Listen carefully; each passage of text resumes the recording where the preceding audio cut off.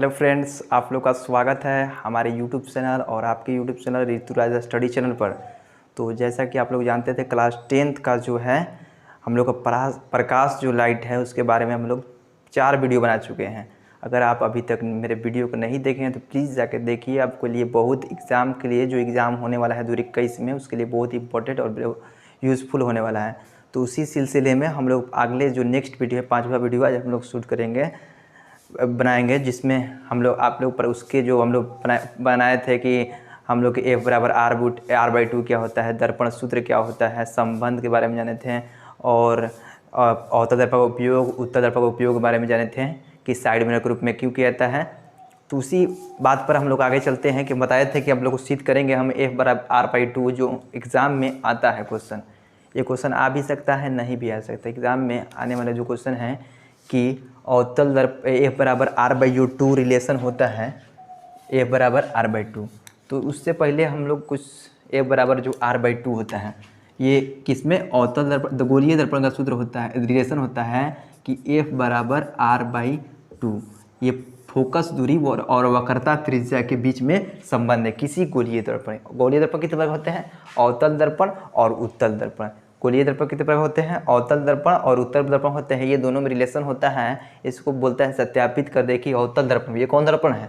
ये ऐसे बनेगा तो अवतल दर्पण, अगर इस तरह बन जाएगा तो उत्तल दर्पण। तो हम लोग अवतल दर्पण में सिद्ध करेंगे और इसी के जैसा थोड़ा सा केवल फिगर चेंज होगा, बाकी सब कंसेप्ट वही रहेगा उत्तल दर्पण में, लेकिन ज़्यादा एग्जाम में अवतल दर्पण ही पूछता है। तो आइए सिद्ध करते हैं। देखिए हम क्या बनाए हैं, ये अवतल दर्पण बनाए हैं। ये Mn क्या है लिखना होता है पहले, कि यह जो हम फिगर बनाए उसके बारे में पहले लिखिए क्या है ये फिगर। हम पहले लिखेंगे कि Mn एक अवतल दर्पण है। Mn एक अवतल दर्पण है जिसका ध्रुव P है। AB मुख्य अक्ष के समानांतर एक किरण आ रही है। मुख्य अक्ष के समानांतर AB एक किरण आ रही है जो दर्पण के B बिंदु से परावर्तन के बाद मुख्य अक्ष के फोकस पर काटती है। आपको बताए थे कि अवतल दर्पण में जब दर्पण से परावर्तन होकर मुख्य अक्ष के किस बिंदु पर काटती है, तो फोकस पर काटती है, मुख्य फोकस पर काटती है। तो ये आप लोग जाने थे। अब मुख्य ये जो है हम लोग एक ड्रा करेंगे, एक कंस्ट्रक्शन करेंगे कि वक्रता केंद्र से और बी को मिलाएंगे। वक्रता केंद्र क्या है? वक्रता केंद्र है ये गोलीय दर्पण का जो केंद्र होता है उससे वक्रता केंद्र कहते हैं। वक्रता केंद्र और ध्रुव के बीच की दूरी को वक्रता त्रिज्या कहते हैं और फोकस और ध्रुव के बीच की दूरी को फोकस दूरी कहते हैं। ये हो गया। अब देखिए हम लोग यहाँ पर कैसे सिद्ध करेंगे। लिखेंगे कि कोण ABC इक्वल टू कोण ABC, ये वाला कोण देखिए ना, ये कोण ABC इक्वल टू कोण CBF। कोण ABC जब किसी भी दर्पण में आपतित किरण परावर्तित होती है तो वहाँ पर बनता है अभिलंब। ये देखिए ना, अभिलंब है, ये अभिलंब। तो आपतित किरण और परावर्तित किरण के बीच में जो कोण बनता है, आपतन कोण और परावर्तन कोण बनता है। ये आपतन कोण को I से सूचित करते हैं और परावर्तन कोण को R से सूचित करते हैं, रिफ्लेक्शन एंगल और इंसिडेंट एंगल। तो देखिए कोण ABC इक्वल टू कोण CBF, यानी कि हम लोग पढ़े थे ना कोण I इक्वल टू कोण R। तो ये I का वैल्यू हो गया, ये R का वैल्यू हो गया। देखिए ना वहाँ पर ये किस लिए होता है, लिखना पड़ता है परावर्तन के नियम से। ये समीकरण 1 मान लेते हैं हम। समझ में आया आप लोग का ये कैसे है? अब देखिए कि ये दोनों लाइन क्या है, समानांतर है। ये दोनों लाइन क्या है, समानांतर। ये देखिए ना, ये लाइन और ये लाइन क्या है, समानांतर है, पैरेलल है। तो पैरेलल लाइन के बीच में जो एकांतर कोण बनता है वो बराबर होता है अंत एकांतर कोण। 9 क्लास के मैथ में एक टॉपिक पढ़ना है, हम लोग बताएंगे उस टाइम कि अंत एकांतर, आप लोग पढ़े होंगे। ये अंत एकांतर कोण क्या होता है, बराबर होता है पैरेलल लाइन के बीच में। तो ये दोनों लाइन क्या है, पैरेलल लाइन। तो अंत एकांतर कोण देखिए ना, अंत एकांतर कोण इसको बोलते हैं, ये कोण और ये कोण अंदर न है, अंत एकांतर कोण। अब बाहर वाले को बाह्य एकांतर कोण बोलते हैं। तो अंत एकांतर कोण क्या होता है, बराबर होता है दो समानांतर लाइन के बीच में। तो यहाँ पर लिखेंगे इसलिए कोण ABC इक्वल टू कोण ABC, ये वाला इसके बराबर होता है कोण BCF, किससे, एकांतर कोण से। आप लोग यहाँ तक भी समझ गए। ये वाला भी समझ गए, ये वाला समझ, उम्मीद करते समझ गए ना कि एकांतर कोण क्या होता है। तो आगे चलिए अब देखते हैं कि समीकरण 1 तथा 2 से, इक्वेशन 1 एंड 2 से, तो देखिए ना यहाँ पर इक्वेशन 1 2 नजर आ रहा है आप लोग का।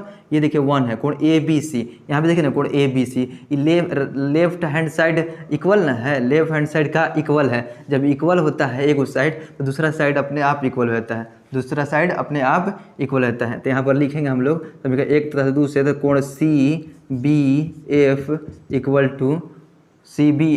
टू कोण बी सी एफ। ये देखिए हम लोग का आया ना, ये आया नजर आ रहा है कि कोण C B F right hand equal हो जाएगा जब लेफ्ट हैंड साइड इक्वल है। तो यहाँ पर देखिए कि कोण सी बी एफ ये वाला एंगल बराबर आ गया ये देखिए एक त्रिभुज बन रहा है, ये एक त्रिभुज यहाँ से यहाँ तक त्रिभुज बन रहा है ना। कौन त्रिभुज?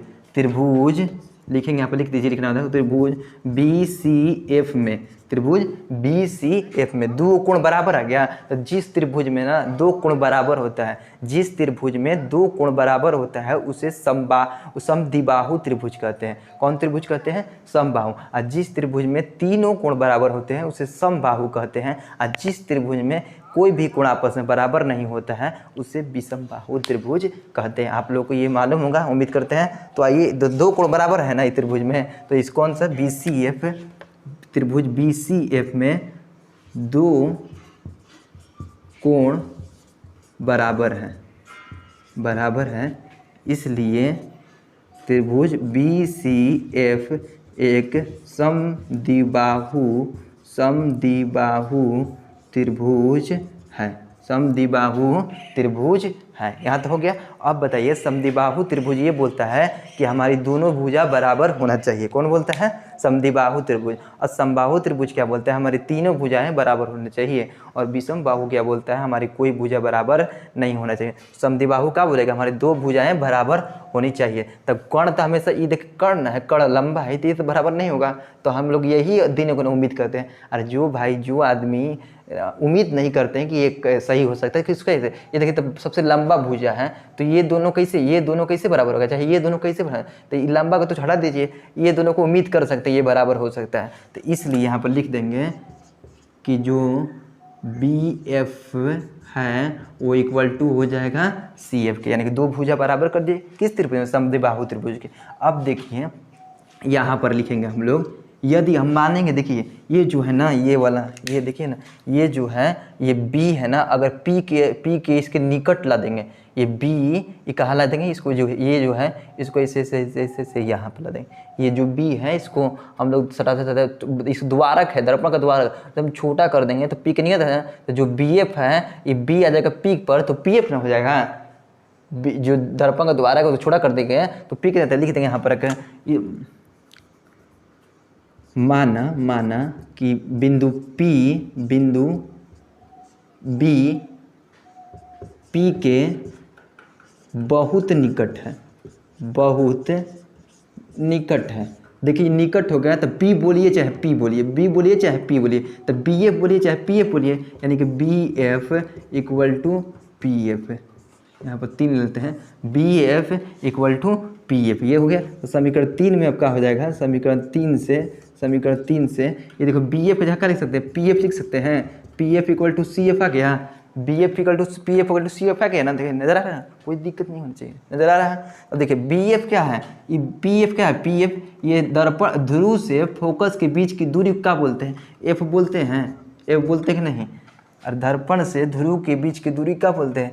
F बोलते हैं। और देखिए ये PC क्या है? CF क्या है? CF ये देखिए CF जो है PC का आधा ही ना है, बोले थे ना कि CF जो है ये PC का आधा है, यानी कि PC बटा में 2 लिख सकते हैं। PC ये देखिए आधा और आधा, इसी को बोल रहे हैं दर्पण वक्रता केंद्र है। तो PC जो है CF हमको निकालेंगे तो PC का आधा कर देंगे। तो PC मतलब यहाँ पर हो जाएगा कि F इक्वल टू PC मतलब क्या? कि ध्रुव से वक्रता केंद्र के बीच की दूरी को वक्रता त्रिज्या बोलते हैं, यानी कि r/2 यही लाना था। बोलिए आप लोग, यही लाना था ना। तो ये हम लोग सिद्ध कर दिए कि देखो अवतल दर्पण में कि जो फोकस दूरी और वक्रता त्रिज्या में जो संबंध होता है F = R/2, ये कैसे आता है, ये सिद्ध हो गया। उम्मीद करते हैं कि परावर्तन के नियम से और एकांतर कोण के जो नियम होता है इस पर हम लोग एक त्रिभुज दो कोण बराबर कर दिए, और जिस त्रिभुज में दो कोण बराबर हो जाता है उस समद्विबाहु त्रिभुज कहते हैं। और समद्विबाहु त्रिभुज की दो भुजाएं बराबर होती है, दो भुजाएं बराबर होती है समद्विबाहु त्रिभुज के। मान लिया कि जो बी है ना, इसको सटा देंगे, ये वाला लाइन यहाँ पर कर देंगे, तो जितना दूरिया ये होगा उतना दूरिया यही ना होगा, हो जो ये दूरी होगा वही ना ये होगा। तो यानी बी एफ बोलिए चाहे पी एफ बोलिए, तो यहाँ पर बी एफ पी एफ बराबर कर दिए, तो बी एफ की जगह पी एफ कर दिए, पी एफ सी एफ हो गया। और जो सी एफ है हो इसका आधा ना है, सी एफ जो है पीसी का आधा नहीं है, तो पीसी का आधा कर दिया, पीसी का है, यानी कि ध्रुव और दर्पण वक्रता केंद्र के बीच की दूरी को आर कहते हैं, और ध्रुव और फोकस के बीच की दूरी को एफ बोलते हैं। हमारा आ गया। अब देखिए क्या आप लोग का, अगर बोल दे कि उत्तल दर्पण में, तो उत्तल दर्पण का फिगर वही होता है, यही ना होता है उत्तल दर्पण का फिगर, उत्तल दर्पण का फिगर यही ना होता है, ये हो गया। तो मान लीजिए ये क्या है, क्या है ये क्या है, मुख्य अक्ष हो गया, यहाँ पर P हो गया। यहाँ से मान लीजिए कोई किरण आ रहा है A और B से टकराने के बाद ये क्या होता है, इधर चले जाते हैं, चला गया। ये हम लोग इसको एज्यूम करके उत्तल दर्पण क्या करते हैं, मुख्य फोकस मुख्य अक्ष पर काटती हुई प्रतीत होती है, और जबकि इस पर काटती है, मुख्य अक्ष पर उत्तल दर्पण में काटती है, इस पर काटती हुई प्रतीत करते हैं, आभासी हम लोग कराते हैं, इसमें वास्तविक होता है। तो वही हो गया, यहाँ पर ए ला दिए, देखिए हो गया। और यहाँ से हम लोग ये एफ हो गया, और उसके बाद यहाँ से एक और ये हम लोग सी हो गया, सी हो गया यहाँ पर।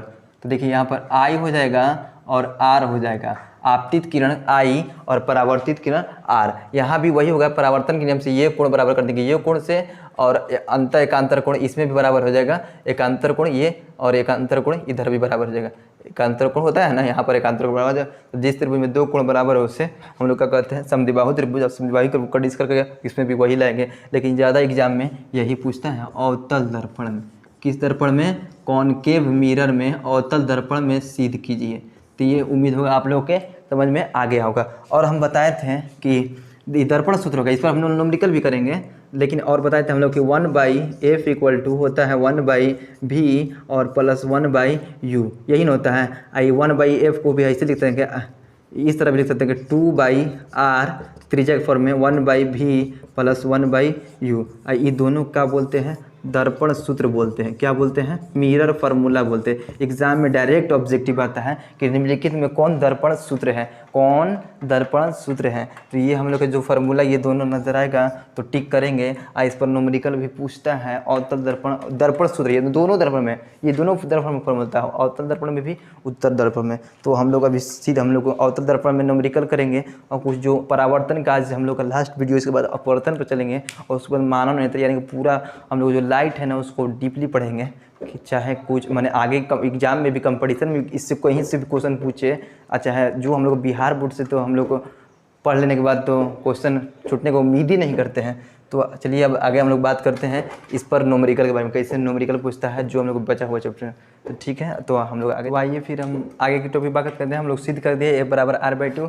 तो अब जो है हम लोग को देखिए, जो इसी चैप्टर का जो एक क्वेश्चन है पूछा जाता है, या कोई भी पूछ सकता है, एग्जाम में नहीं पूछे तो इससे भी सिंपल आदमी पूछते हैं लोग, लेकिन सिलेबस में है कि बिना स्पर्श किए दर्पण की पहचान कैसे करें। अब मान लीजिए कोई 3 को दर्पण रखा हुआ है या ढेर सारा दर्पण रखा हुआ है, उसको बिना छुए हमको बता देना है कि अवतल दर्पण है कि समतल दर्पण के उत्तल दर्पण, तो उसको पहचान कैसे करेंगे। मान लीजिए कोई दर्पण है, ये समतल दर्पण है, ये अवतल दर्पण है, ये उत्तल दर्पण है, ठीक। तो हम लोग ले जाएंगे समतल दर्पण में देखिए अवतल दर्पण इस तरह रहता है ना, और समतल ये इस रहता है, ये सिंपल रहता है इस तरह, ठीक।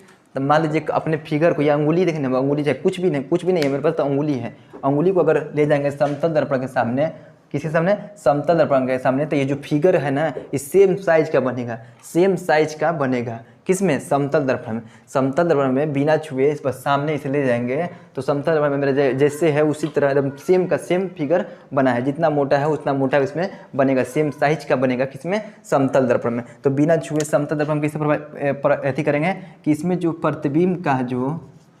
प्रतिबिंब जो बनेगा, प्रतिबिंब उस समान साइज का बनेगा, समान साइज का बनेगा बिना छुए। बता दिए। अब मान लीजिए अवतल दर्पण पारी है तो फिर ले जाएंगे उस दर्पण में सामने, तो कैसे जानेंगे अवतल दर्पण है? इसमें जो प्रतिबिंब है, प्रतिबिंब जो है ये फिगर इसका ये इसमें बड़ा बन जाएगा, मोटा, यानी कि मेरा जो उतना अंगुली पतला है इसमें जो है मोटा दिखाई देगा। तो हम जान जाएंगे ना कि दर्पण जो है ये दर्पण कौन दर्पण है? कॉनकेव मिरर यानी कि अवतल दर्पण है। ये हमारा दर्पण कौन है? अवतल दर्पण। कैसे जाने कि इसमें मान लीजिए रखा हुआ है कोई दर्पण हो, इसमें अगर फिगर हमारा अंगुली का थोड़ा सा भी बड़ा दिखाई देने लगा तो हम जान जाएंगे कि कौन दर्पण है? कि अवतल दर्पण है। तो यहाँ पर जो लिखेंगे ना प्रतिबिंब जो है ना, हम लोग का जो प्रतिबिंब है, प्रतिबिंब वो बड़ा बनता है, बड़ा बनता है। ठीक। अब बात है उत्तल दर्पण का। उत्तल दर्पण का अगर कोई उत्तल दर्पण के सामने ले जाएंगे अपने उंगली को तो ये जो है ना इससे थोड़ा हल्का ही या कितना भी छोटा है, माने कितना भी साइज में ये छोटा बनाएगा, थोड़ा बनाए या ज़्यादा बनाए ये साइज में छोटा बनाता है। कौन दर्पण? उत्तल दर्पण। तो मान लीजिए हम नहीं जानते हैं कि कौन दर्पण है तो उसको सामने देखेंगे, ले जाके उसके सामने ले जाके देखेंगे अपने उंगली को तो ये हल्का सा छोटा यानी कि पतला बनाएगा। कौन दर्पण? उत्तल दर्पण। तो इसमें क्या होता है ना, प्रतिबिंब जो है, प्रतिबिंब छोटा बनता है, छोटा बनता है, थोड़ा बने या ज़्यादा बने, छोटा बनता है। तब बिना स्पर्श किए कोई पूछे कि आप दर्पण की पहचान कैसे करेंगे तो बोलिएगा कि अंगुली या कोई भी चीज़ को हम दर्पण के सामने ले बारी बारी से ले जाकर चेक करेंगे, और जिसमें अगर समान साइज़ का मेरा बन जाएगा फिगर, जैसे अंगुली है वैसे बन जाएगा तो उस दर्पण को समतल दर्पण कहेंगे। अगर समान साइज से बड़ा बन जाएगा तो उस दर्पण को अवतल दर्पण कह देंगे। अगर समान साइज से छोटा बन जाएगा तो उस दर्पण को क्या कहेंगे? उत्तल दर्पण कहेंगे, उत्तल दर्पण कहेंगे। तो उम्मीद है कि आप लोग को ये समझ में आ रहा है। आप कोई बोलेगा छू के कैसे बताइएगा, ये तो बताइएगा बिना स्पर्श किए। अब स्पर्श करके कैसे बताइएगा तो बोलिएगा तो ये ईजी है। कैसे ईजी है कि हम लोग पढ़े हैं कि जो समतल दर्पण है ये समतल दर्पण है, और ये क्या है? उत्तल दर्पण है, ये हो गया, और ये क्या है? अवतल दर्पण है। यही ना होता है, ये तीन जा रहे हैं तो ये दर्पण होता है। कोई बोलेगा छू के बताइए, बोलते कि ये तो कौन बड़ा बात है, बिना छुए तो कोई थोड़ा प्रॉब्लम भी होता है, लेकिन छू कर तो हम आसानी से बता देंगे। तो कैसे होगा वो? तो देखिए कैसे होगा इसमें कि ये जो समतल दर्पण में है इसको छुएंगे ना पूरा समतल होगा, प्लेन होगा। ये दर्पण अगर छूएंगे ऐसे, ऐसे छुएंगे, ऐसे करेंगे तो ये पूरा एकदम प्लेन होगा। क्या होगा?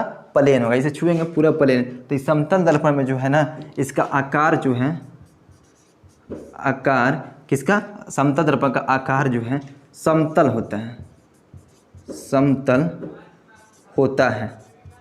कहाँ होता है? जहाँ परावर्तक सतह है, परावर्तक सतह इसका समतल होता है। यही ना हमारा किरण आएगा जाएगा। ये जो सतह है ना परावर्तक सतह ये समतल होगा तो उस दर्पण को समतल दर्पण कहेंगे। कौन दर्पण कहेंगे? समतल दर्पण कहेंगे। अब देखिए अवतल दर्पण की बारी आएगा तो इसका जो देखिए यहाँ पर यहीं पर टच करेगा किरण करेगा, यहाँ से फिर रिफ्लेक्ट होगा।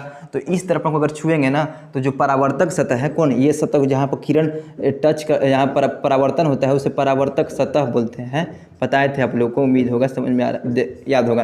तो उस सतह को क्या बोलते हैं? परावर्तक सतह बोलते हैं। तो परावर्तक सतह को अगर छुएंगे ना, परावर्तक सतह को छुएंगे तो वो धंसा हुआ दिखाई देगा। देखिए ना धंसा हुआ दिखाई देगा। कौन दर्पण? अवतल दर्पण। तो क्या हम किससे छुएंगे ये दर्पण को, देखेंगे ये तो धंसा हुआ है, तो धंसा हुआ है तो मतलब कौन दर्पण है? अवतल दर्पण है। तो यहाँ पर लिख देंगे परावर्तक सतह का होगा धंसा हुआ रहता है। अब बारी है किसका?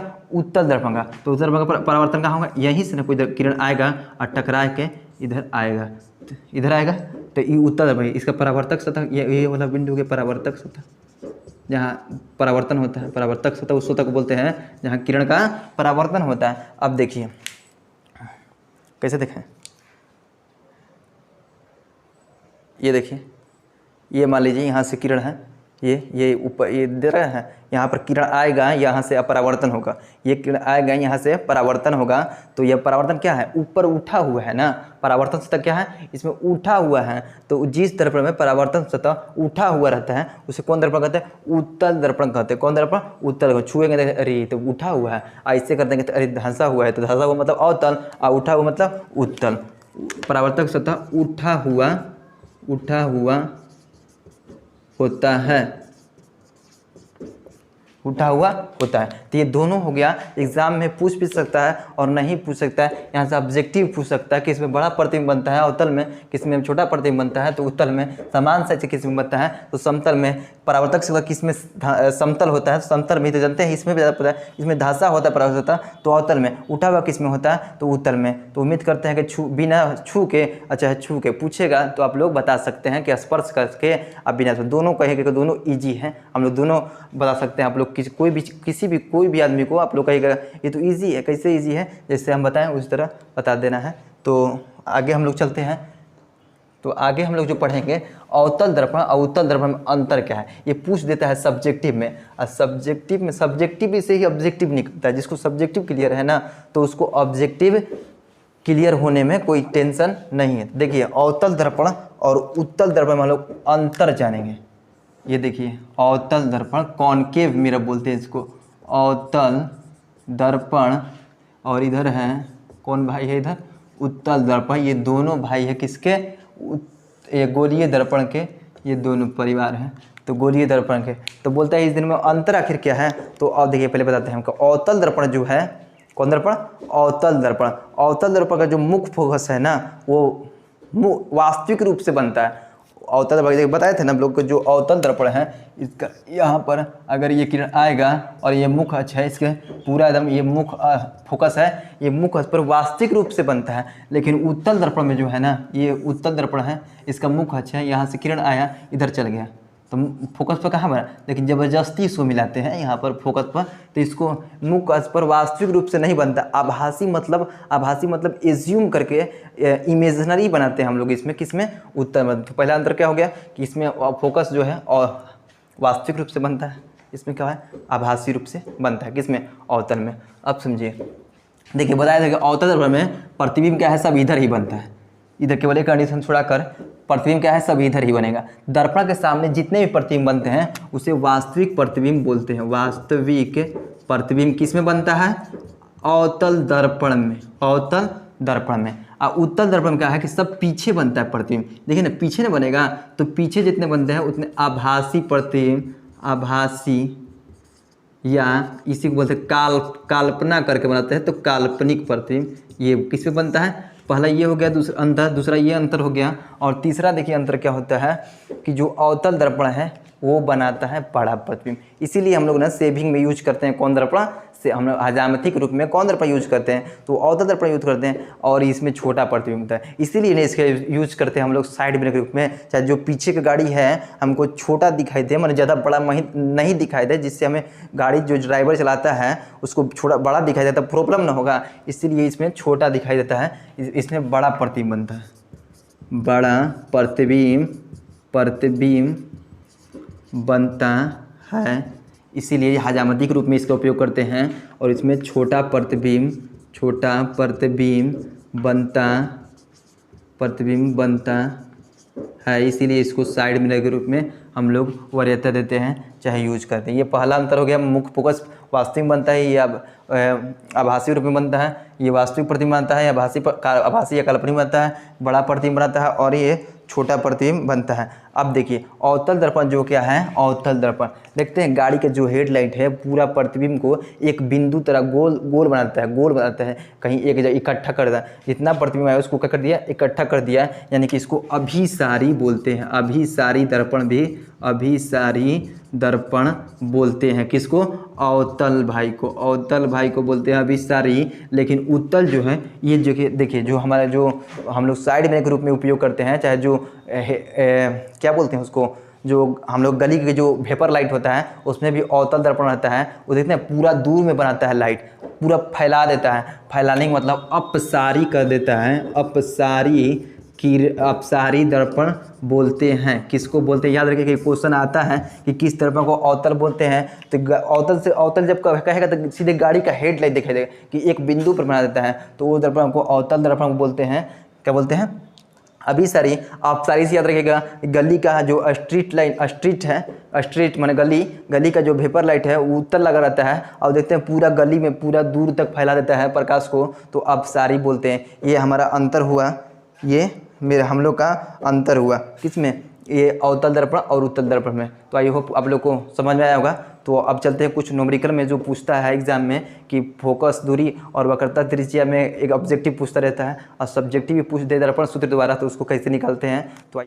तो हम लोग का देखिए जो क्वेश्चन है हम लोग का, और हम लोग जो बोले थे कि a बराबर r/2 और दर्पण सूत्र पर हम लोग जो क्वेश्चन करेंगे, तो उस क्वेश्चन में पहला क्वेश्चन देखिए हम लोग नजर आ रहा होगा कि यदि गोलीय दर्पण की फोकस दूरी 15 सेंटीमीटर है तो उसकी वक्रता त्रिज्या ज्ञात कीजिए। गोलीय दर्पण मतलब कोई भी दर्पण में, ये दोनों दर्पण की बात कर रहा है, उत्तल दर्पण उत्तल दर्पण। जब a बराबर r/2 पर अगर क्वेश्चन पूछना हो, ऑब्जेक्टिव में पूछता है तो पूछेगा, तो उसमें यही रहेगा यदि गोलीय दर्पण की वो क्या है, फोकस दूरी दिया है 15 सेंटीमीटर में, लिख लेंगे कि जो हम लोग का जो f का मान है ना वो 15 सेंटीमीटर है। वक्रता त्रिज्या मतलब r का मान हम लोग को ज्ञात करना है। ऑब्जेक्टिव ऐसे मिलता है क्वेश्चन, उम्मीद चांस आएगा। तो हम लोग क्या जानते हैं कि f और r में क्या संबंध है, तो जो f है ना वो r/2 होता है।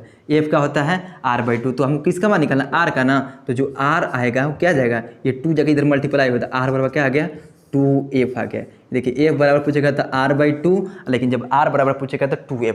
तो देखिए r का मान पूछ रहा है, वक्रता त्रिज्या का मान पूछ रहा है 2 और f का मान कितना दिया है 15 सेंटीमीटर, तो कितना आ गया 30 सेंटीमीटर, यानी कि वक्रता त्रिज्या कितने आ गई, उस दर्पण की वक्रता त्रिज्या 30 सेंटीमीटर आ गया। इसका ऑब्जेक्टिव आता है एग्जाम में, अगर f दे तो हम लोग r निकाल लेंगे, अगर r दे तो f निकाल लेंगे। f बराबर r/2 और r पूछे तो ये मल्टीप्लाई उधर, ये डिवाइड है तो जाएगा मल्टीप्लाई हो जाएगा, और r बराबर क्या आ जाएगा 2 आ जाएगा, क्या r बराबर 2f है। यानी कि जो फोकस दूरी है वो वक्रता त्रिज्या की आधी होती है, लेकिन वक्रता त्रिज्या जो है फोकस दूरी की दुगनी होती है, फोकस दूरी की दुगनी होती है। देखिए ना, फोकस दूरी की 2 से गुना है तो दुगनी होती है, आधा है 1/2 है, आधा होती है वक्रता त्रिज्या की फोकस दूरी। फोकस दूरी वक्रता त्रिज्या की आधी होती है, लेकिन वक्रता त्रिज्या फोकस दूरी की दुगनी होती है। तो ये ऐसा ही क्वेश्चन, जो एक टाइप का क्वेश्चन है इस तरह आता है, और एक टाइप का जो न्यूमेरिकल क्वेश्चन है वो दर्पण पर पूछता है, वो दर्पण सूत्र पर, तो उसको भी हम लोग देख लेते हैं। तो आइए उसको देखते हैं हम लोग। तो आइए अब देखते हैं दूसरे क्वेश्चन की ओर। जो दूसरा क्वेश्चन है, देखिए दूसरा क्वेश्चन क्या है कि यदि उत्तल दर्पण की वक्रता त्रिज्या 20 सेंटीमीटर है तो दर्पण से 12 सेंटीमीटर दूरी पर एक स्थित बीम है, बीम मतलब वस्तु है, तो उसका प्रतिबिंब का कितना दूरी स्थान पूछ रहा है, और किस प्रकृति मतलब कैसा बनेगा, आभासी बनेगा, वास्तविक बनेगा, और आवर्धन का मान यानी कि m का मान पूछ रहा है। तो आइए हम लोग यहाँ पर देखते हैं क्या क्या दिया हुआ है। पहले हम लोग जो बनाएंगे तो यानी कि जो कि r का मान दिया है, क्या दिया है 20 सेंटीमीटर। याद रखिएगा कि जब उत्तल दर्पण बोलेगा ना, कौन दर्पण, उत्तल दर्पण, उत्तल दर्पण, उत्तल दर्पण, तो उत्तल दर्पण में है दर्पण के पीछे बनता है r और फोकस, तो उत्तल दर्पण में फोकस जो होता है f वो प्लस में होता है। अवतल दर्पण में, कौन दर्पण में, यहाँ पर लिख देंगे अवतल दर्पण में, याद रखिए बात, अवतल दर्पण में फोकस जो है वो सामने बनता है। तो जितने भी पॉइंट हम लोग को दर्पण के सामने बनेगा उसको माइनस मिलेंगे, और जितने पीछे बनते हैं उसको क्या लेंगे हम लोग, क्या लेंगे प्लस मिलेंगे। तो अवतल दर्पण में, उत्तल दर्पण में प्लस में हो गया, लेकिन क्या होता है इसमें माइनस में होता है। पूछता है कि अवतल दर्पण में फोकस क्या होता है, ऋणात्मक होता है कि धनात्मक है, तो अवतल दर्पण में याद रखेंगे सामने बनता है फोकस, सामने, तो क्या होगा ऋणात्मक होगा। जबकि उत्तल दर्पण में फोकस क्या होता है, पीछे हम लोग एज्यूम करके बनाते हैं, वास्तव पूरा नहीं ना बनता है, वो वास्तविक जिसमें बनेगा वास्तविक उसको माइनस मिलेंगे, और जो आभासी रूप से बनेगा तो उससे क्या लेंगे हम लोग प्लस लेंगे। तो देखिए यहाँ पर जो है, तो यहाँ पर ये पॉइंट देंगे, तो जो यहाँ से देखिए एफ आर का मान दिया है, तो यहाँ पे एफ का मान निकालेंगे, एफ बराबर क्या होता है r/2, यानी कि 20/2 कट के कितना आ गया 10, तो 10 सेंटीमीटर आ गया किसका, एफ का मान। तो उत्तर में बोल रहा है तो इसलिए प्लस लेंगे 10 में, जबकि अवतल दर्पण में करता तो हम लोग जो क्या लेते हैं फोकस का मान वो माइनस में लेते हैं। अब देखिए क्या बोल रहा है कि दर्पण से 12 सेंटीमीटर की दूरी पर स्थित बीम, तो जो u है, कोई भी दर्पण बोले, जो हम लोग का u माने क्या है, u मतलब बोलते हैं प्रति वस्तु की दूरी बोलते हैं, वस्तु की दूरी या बीम की दूरी को u से, अब प्रतिबिंब की दूरी को बोलते हैं v से, और फोकस दूरी को बोलते हैं f से। तो ये जो u का मान है, u का मान वो माइनस लेंगे, कोई भी दर्पण में -12 सेंटीमीटर, कोई भी दर्पण में सामने ही न रखेंगे वस्तु को, तभी ना उसका प्रतिबिंब बनेगा। तो जितने भी चीज़ को सामने रखते हैं उसको क्या बोलते हैं माइनस में, जितने भी चीज़ को पीछे रखते हैं उसको प्लस में बोलते हैं। तो ये माइनस हो गया। हमको किसका मान निकालना, प्रतिबिंब के, यानी कि v का मान निकालना है, और m का मान भी, आवर्धन का मान निकालना है। देखिए u v f में रिलेशन क्या होता है, उसी को बोलते हैं हम लोग दर्पण सूत्र बोलते हैं। दर्पण का बात है तो इसलिए दर्पण सूत्र से लिखेंगे, दर्पण सूत्र से।